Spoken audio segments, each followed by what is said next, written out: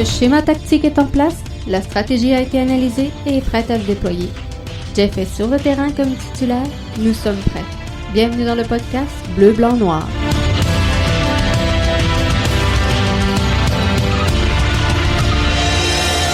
Bonsoir tout le monde et bienvenue à ce débrief d'après-match. L'Impact de Montréal face à l'Union de Philadelphie.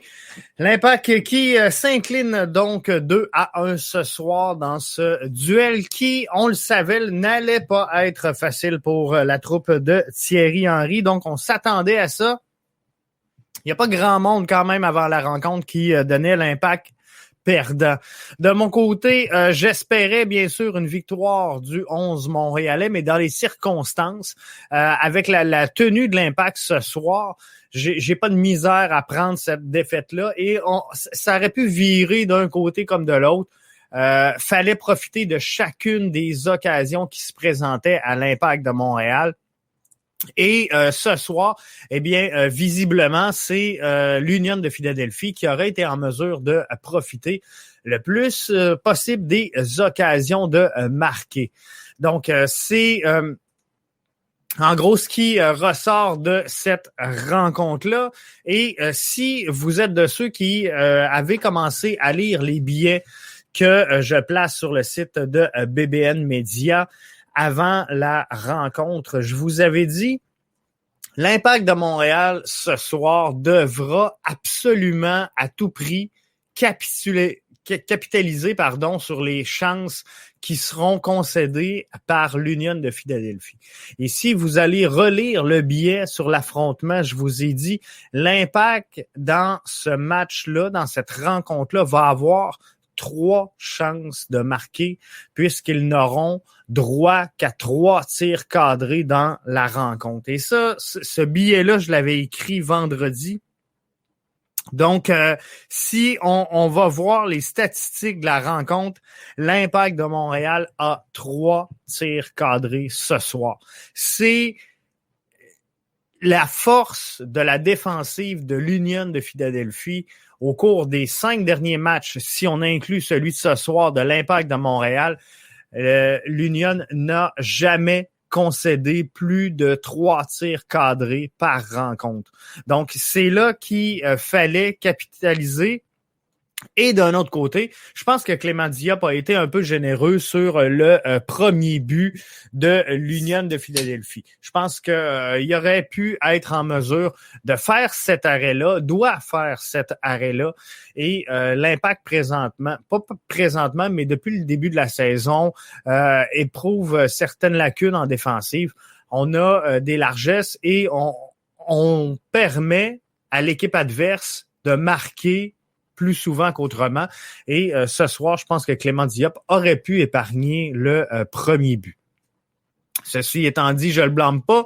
Sur certaines occasions, il a été fumant et a sauvé quelques performances. Mais si on regarde donc les performances un peu plus positives de cette rencontre-là, je vais prendre vos commentaires, hein, que vous soyez sur Facebook, sur notre plateforme YouTube ou encore via Twitter Periscope. Je vous invite à venir donner vos commentaires. On va les prendre en direct. Performance positive pour l'Impact de Montréal. Je suis de ceux qui, au dernier match, avaient critiqué un peu le jeu de Sedic. Et sincèrement, ce soir, bon, je le trouvais moyen. Je trouvais qu'il finissait très peu de jeu. Et là, à la fin, bon, là, oui, il marque son but, mais fait une passe incroyable en fin de match également. Je vais mettre un bémol sur mon commentaire. Je suis capable de l'admettre quand je me trompe. Mais Sedic, ce soir, à mes yeux, à moi, le début de match, pas satisfaisant, mais a grandi dans ce match-là. Je pense que à son niveau, c'est l'explosion qu'il doit travailler. Et il est en bonne voie de le faire. Et la bonne nouvelle, c'est que ça se travaille.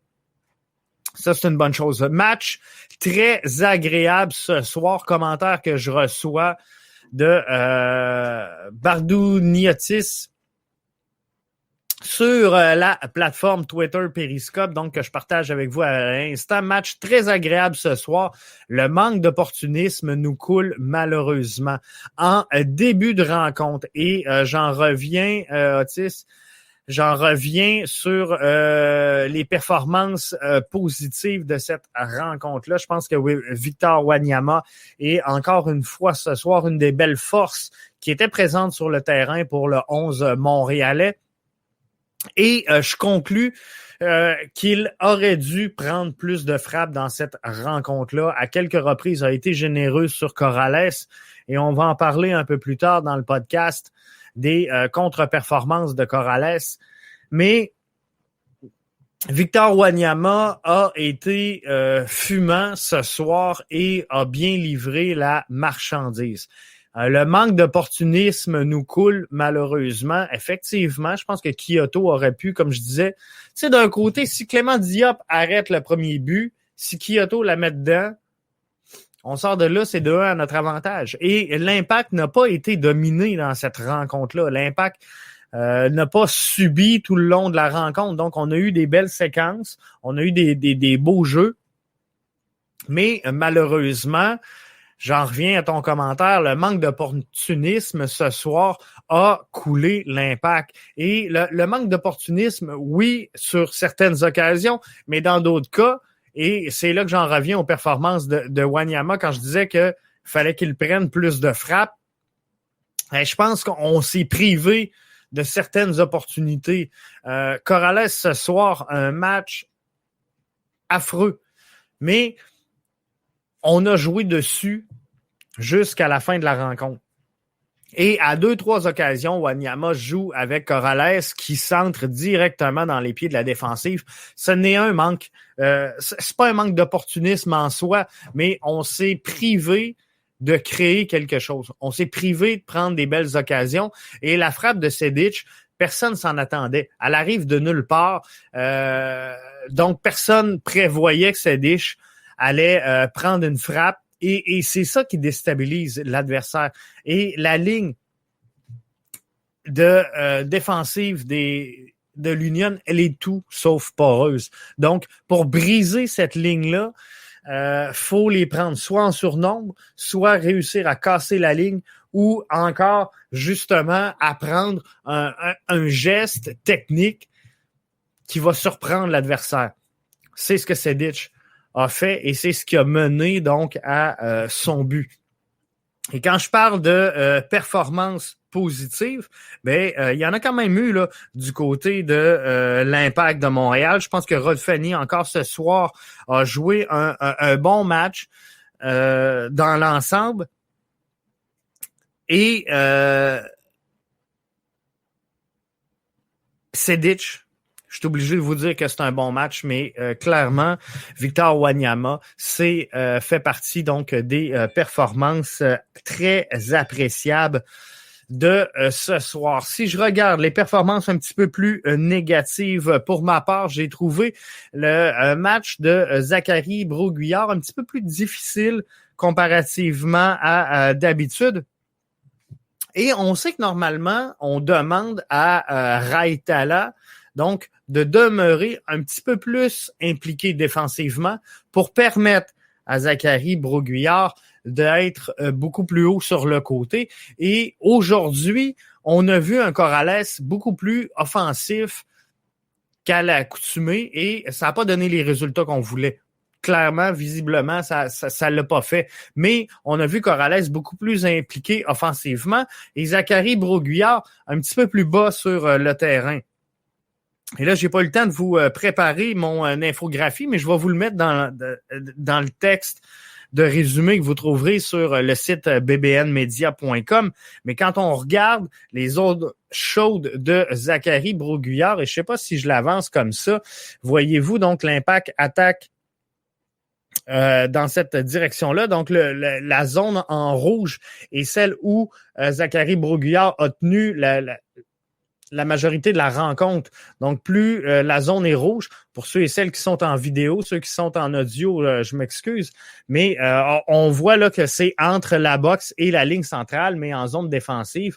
Donc, Zachary Broguillard, à l'accoutumée, est beaucoup plus haut. Donc, je ne sais pas si c'est cette décision-là de Thierry Henry d'avoir essayé d'alterner les choses un peu pour déstabiliser l'Union, qui a fait en sorte que on a sorti un peu Zachary Broguillard de son match, mais je l'ai senti un peu moins efficace qu'à l'accoutumée et un petit peu moins impliqué offensivement, alors que Corrales était beaucoup plus haut.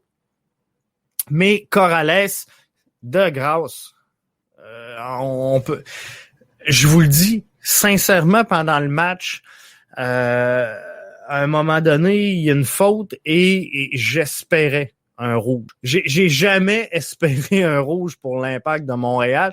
Et là, je me suis dit, je pense que ça va faire moins mal à l'Impact si Corrales a son rouge et qui sort du match. Tellement il nuisait aux performances du collectif. Mais visiblement, en l'absence de Raitala, faudra que Thierry Henry se penche à l'étude d'une solution de rechange sur le poste de latéral gauche, parce que ça passera pas par Corrales, c'est évident. Est-ce qu'on va revenir dans un schéma à 4 défenseurs plutôt que 5? Faudra voir, mais on s'entend là 3 avec 2 latéraux, mais est-ce que on va changer ça ou on va essayer quelque chose d'autre à la place de Corrales? Visiblement, ce soir, ça ne fonctionnait pas pour Corrales sur le couloir gauche. Performance, je veux pas dire négative parce que Mason Toye arrivait avec l'Impact de Montréal. On savait que Thierry Henry avait mentionné un peu plus tôt cette semaine que lui et Balou n'avaient pas encore la game shape et qu'il y avait un peu de travail à faire avant qu'ils puissent regagner finalement la titularisation. Tout ça, ça ne fait pas à l'intérieur de 3 jours, faut comprendre. Et Mason Toye, a réussi à faire partie de l'alignement de départ après seulement 3 jours. Donc, je pense qu'il n'était pas fin prêt. Il manque un lien. Visiblement, on a vu des belles choses dans son cas. Je pense qu'il démontre là certaines aptitudes claires, mais faudra qu'il y ait un lien donc avec le reste de la formation. C'est offert en option, est venu descendre plusieurs fois pour venir chercher des ballons, effectuer des appels. Donc, il y a une certaine chimie également à installer avec le reste de la formation, mais quand on regarde la position ce soir de Mason Toye, elle se situe pas mal au centre du terrain et c'est beaucoup trop bas dans la position qu'il devait observer. Donc, c'est une première apparition pour lui. Alors, je veux pas parler de performance négative. Je pense que c'est une performance d'introduction pour Mason Toye qui devra faire ses preuves et devra également s'acclimater à la réalité des matchs de l'Impact de Montréal et on regardera ce que ça va donner. Boyan sorti également dans cette rencontre-là et dans son cas, je parlerai pas d'une performance négative, mais je pense que le jeu de Corrales a nui à la performance globale de Boyan ce soir. Et j'aurais aimé qu'on soit plus patient entre le moment où on a sorti Mason Toye pour rentrer Kyoto et la mise en place donc de Boyan. J'aurais aimé qu'on donne le temps de voir quelque chose si il y a de quoi qui allait bouger avant d'entrer Balou Tabla. Ceci étant, Balou a fait pour moi une bonne présence ce soir. Lui aussi, je vais y aller d'indulgence puisqu'il est de retour au jeu après une longue absence. Et je pense que dans les circonstances, Balou a fait le travail.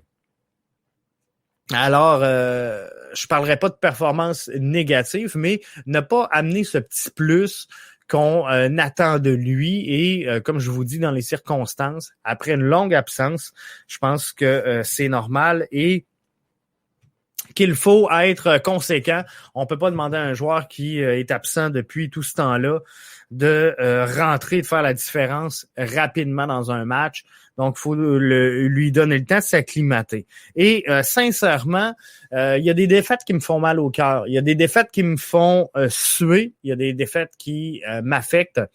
Perdre 2-1 dans ce match-là contre l'Union où l'Impact, à mes yeux, a joué quand même pendant 90 minutes de jeu.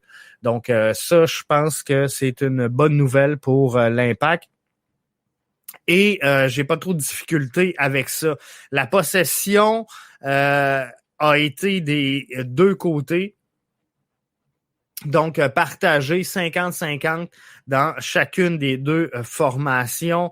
Dans les zones de jeu, tout s'est joué ou à peu près du côté de Corrales. Donc, on avait senti que le trou était là du côté de l'Impact de Montréal et l'Union en a grandement profité. Donc, si on regarde au total des tirs, l'avantage est à l'Impact de Montréal. Tir cadré 6 pour l'Union, alors que l'Impact de Montréal en met seulement 3. Et c'est ce que je vous avais annoncé, que l'Impact n'irait pas chercher plus de 3 tirs cadrés. Donc, c'est aucune surprise là-dessus. Et il fallait que l'Impact profite donc de chacune de ces occasions-là pour la mettre dedans, puisque ça allait être difficile autrement que ça. Je vous avais dit que l'Impact recevrait 5 corners dans cette rencontre. Ils en ont eu 4. Fait que j'étais quand même pas loin de la vérité dans cette rencontre-là. Grosse occasion manquée, une par l'Impact. Et je pense que c'est visiblement clairement celle de Kyoto, qui d'ailleurs méritait un corner sur la séquence. Vous la regarderez comme il faut. On a donné un pied de but, mais sur cette séquence-là, c'est le 5e corner que je vous avais annoncé avant la rencontre dans mon billet préparatoire pour la mise en place de ce match-là. Je vous avais dit que l'Impact allait avoir 5 corners. Il est là le 5e. C'est Kyoto. Visiblement, clairement, c'était un corner. C'est une erreur de l'Impact. Tir en dehors de la surface. 8 à l'avantage de l'Impact. Et ça, c'est super important de prendre ces tirs-là. L'Impact doit gagner en prenant des tirs un peu plus souvent et un peu plus de partout. Ce soir, on le fait bien. 8 tirs donc en dehors de la surface. Et ça, c'est super important. Et chose surprenante qui n'a jamais ou rarement été la force de l'Impact, on a le dessus au niveau des duels aériens remportés ce soir. 14 en faveur de l'Impact, 11 pour l'Union de Philadelphie. Donc ça, c'est une bonne nouvelle pour l'Impact qui commence à réussir à jouer sur les balles en hauteur, ce qui n'a jamais été la force de l'Impact de Montréal. Un petit club, dans le sens de vraiment grandeur. Et c'est dur de jouer là-dessus. Fait que tu joues, tu essaies de cadrer l'orientation du porteur de ballon pour être capable de jouer finalement sur une mauvaise un mauvais contrôle. Et tu essaies de diriger ce premier contrôle-là. La première touche de balle sur la relance est super importante et c'est celle-là que tu veux cadrer. Mais ce soir, on a été capable de remporter les duels aériens. On a remporté également dans l'ensemble des duels. On a eu le dessus sur l'Union de Philadelphie. Donc, ça, c'est très bon. 22 dégagements, 19 interceptions. Alors, je pense que dans l'ensemble, l'Impact, ce soir, livre une belle performance. On va être en mesure, donc, tranquillement, pas vite. Et pour l'Impact, ce soir, là, c'est pas une catastrophe, cette défaite-là. Et on aimerait ça les gagner mathématiquement. Je veux pas vous l'apprendre, là, mais mathématiquement, gang, on gagnera pas tous les matchs. Et il y a des matchs qu'on peut se permettre de perdre et de les perdre d'une belle façon. Ce soir, je dis pas que l'Impact a une belle défaite, mais l'Impact a joué un bon match.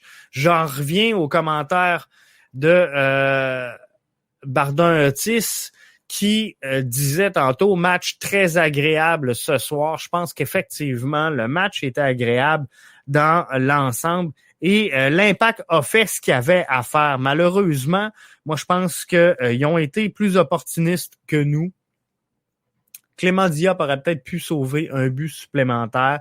On aurait peut-être pu aller chercher un point. 2, 3 si Kyoto la met dedans.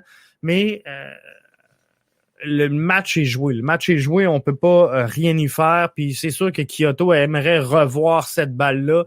C'est sûr que Diop également aimerait revoir le premier but. Mais force est d'admettre que au moment où on se parle à 22h06, l'Impact est en 8e position présentement de l'association de l'Est. Donc c'est quand même pas si grave que ça. On se dirige vers un match face aux Revs de la Nouvelle-Angleterre un petit peu plus tard cette semaine. Donc mercredi, on reprend l'action et je pense que on sort d'un match nul face au Fire de Chicago qui a remis un peu tout le monde en place. Je pense que ça fait du bien à l'Impact de Montréal d'aller soutirer ce verdict nul-là, alors qu'on s'attendait presque tous à une défaite face au Fire de Chicago. Donc, on a stoppé un peu l'hémorragie. L'Impact était sur une séquence négative de 4 défaites d'affilée. On va chercher contre toute attente un verdict favorable face au Crew de Columbus, qui était à ce moment-là leader dans l'association de l'Est. On va soutirer un match de 2-1. Et ce soir, ben, on s'incline 2-1 face à l'Union de Philadelphie. Mais si, en vrai, avant ces 3 rencontres-là, si on vous dit, regarde, on joue pas les 3 matchs, on vous donne 3 matchs nuls, est-ce que vous les prenez? Je pense qu'on les prend. Et 3 matchs nuls, ça nous aurait donné 3 points. On sort de ce voyage-là avec 4 points, de ces 3 rencontres-là avec 4 points. Donc, je pense que l'affiche, dans les circonstances actuelles, elle est acceptable pour l'Impact de Montréal. Donc, il affrontera les Revs de la Nouvelle-Angleterre mercredi. Les Revs qui sont à 5 points devant l'Impact de Montréal au classement de l'association de l'Est dans la MLS. Le Revs qui l'emporte ce soir 2-1 face au New York City FC. Donc, on va analyser ce match-là pour vous en début de semaine. On va mettre la table, je devrais plutôt dire, en début de semaine pour ce duel-là qui opposera donc l'Impact aux Revs. Mais ce match-là, il va être très important pour l'Impact.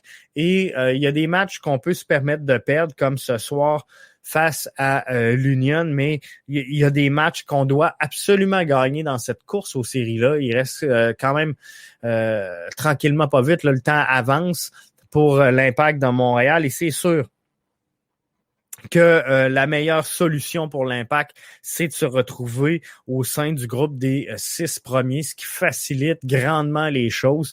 Mais on sait que les 10 premières positions auront une chance donc d'être qualifiées pour les séries.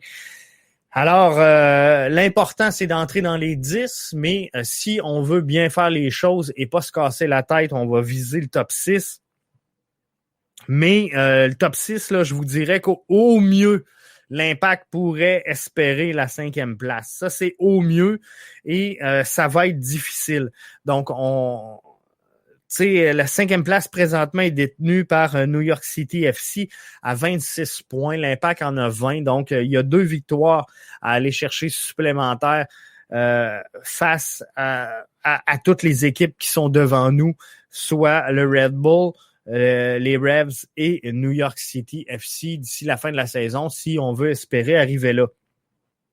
Donc, ça va être serré et il y a une course également là en bas de nous où jusqu'à l'Inter de Miami en 12e place, il y a 3 points qui nous séparent de l'Impact. Donc, le gap, il est très mince. La marge de manœuvre pour l'Impact de Montréal, elle est très mince. Faudra gagner nos matchs clés, les matchs essentiels. Et je pense que le match de mercredi, clairement, pour l'Impact, c'est un match qu'il se doit de gagner. Donc, il faut trouver la formule qui va faire en sorte qu'on va être en mesure d'avoir le dessus face aux Revs, mais visiblement, on ne pourra pas mercredi prochain se contenter de demi-mesure. On ne pourra pas se contenter de mettre la main sur un maigre point. Il faut, pour l'Impact de Montréal, aller chercher les 3 points qui sont disponibles dans cette rencontre-là pour espérer finir en beauté le calendrier de la présente saison et se placer tranquillement pas vite avec un regard plutôt optimiste vers les séries d'après-saison. Donc, pour y arriver, c'est sûr qu'il faut régler le problème du corridor gauche. Donc, latéral gauche, Corrales, là, ça ne fonctionne pas. Je pense qu'en avant, on a des belles options avec Boyan, avec Mason Toye, avec Kyoto, avec Balou. Tu sais, je pense qu'on s'en vient avec une belle profondeur en haut. Saphir Taider devrait regagner également l'équipe prochainement. Ça devrait être pareil pour Maxi Urruti. Je m'attendais pas à le voir absent ce soir.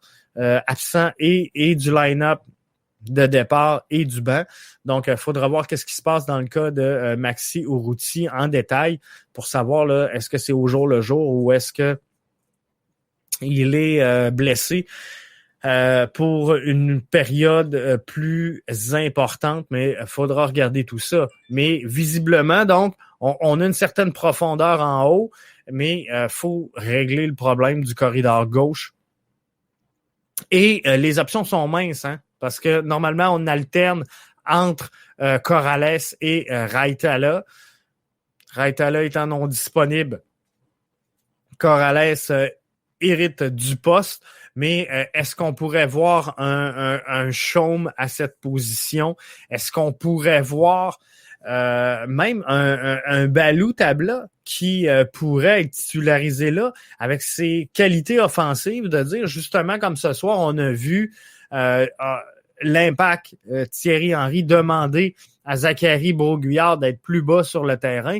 Mais est-ce qu'on pourrait pas dire, regarde, on va y aller avec Balou et on va exploiter le corridor gauche? Ça serait quelque chose de super intéressant de voir Balou dans cette position-là avec un Boyan et un Balou, pas un Balou, avec un Boyan en haut et un Sedic dans le milieu. Ça serait encore mieux d'avoir Saphir Taider qui pourrait être disponible donc éventuellement pour un retour. Mais bref, il y a de quoi de beau à construire en haut de ça, mais faut trouver une solution à gauche. Et je le sais, là, il y en a plein qui vont me dire, Jeff, ça n'a pas de sens mettre Balou là, défensivement, ça le fera pas, mais Corrales, ça le fait pas. Là. Fait que peu importe, là, je suis pas sûr qu'on va être perdant au change.